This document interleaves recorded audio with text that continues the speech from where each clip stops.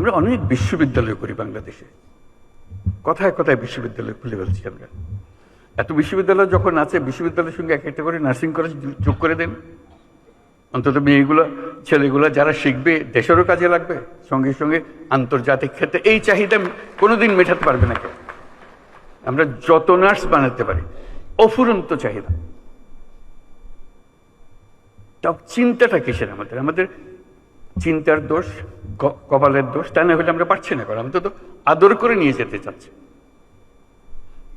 তারপরে দেখলাম আরেক চাহিদা, এই আমাদের এই ছোট জায়গাতেই, ছোট অনুষ্ঠান কাজের মধ্যে কেয়ার গিভার। আপনারা সবাই জানেন, কিচ্ছু না, 6 মাসের ট্রেনিং। 6 মাসের ট্রেনিং দিলে জাপান হাজারে হাজারে নিয়ে যাবে, ইউরোপ হাজারে হাজারে নিয়ে যাবে, শুধু 6 মাসের ট্রেনিং।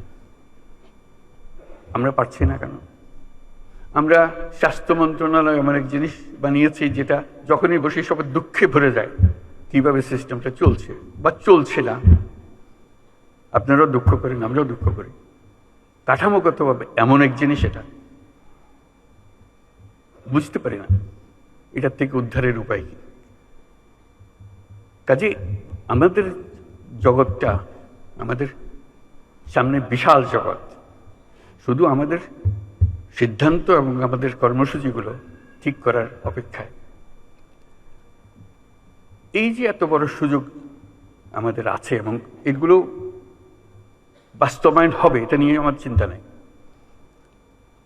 এই তারুণ্য আমাদের আছে, এই মেয়েরাও আছে আমাদের, এই প্রাকৃতিক সুযোগগুলো আমাদের আছে। আমাদের সবচেয়ে বড় সমস্যা দুর্নীতি, সব শেষ করে দিয়েছে।